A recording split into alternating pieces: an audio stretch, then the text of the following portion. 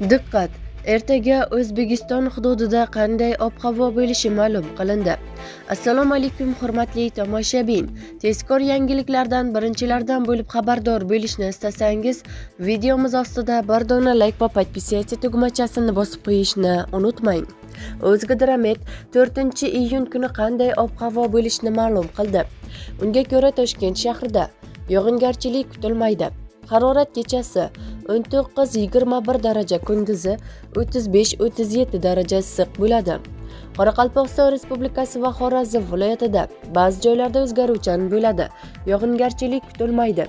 Ayrim joylarda chang to'zonlar bilan kuzatilishi mumkin. Harorat kechasi 20-25 daraja, kunduzi 32-37 daraja issiq bo'ladi.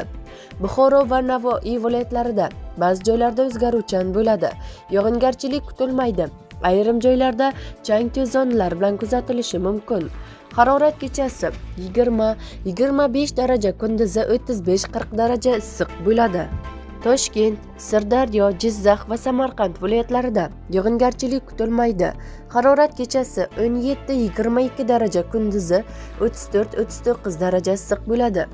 Qashqadaryo va Surxondaryo viloyatlarida yog'ingarchilik kutilmaydi.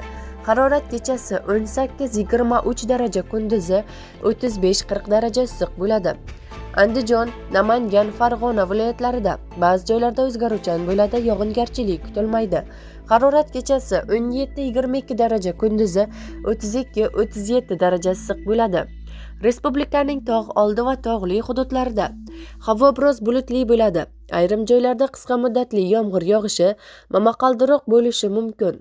Harorat kechasi 10-15 daraja, kunduzi 23-28 daraja issiq bo'ladi, deyiladi xabarda.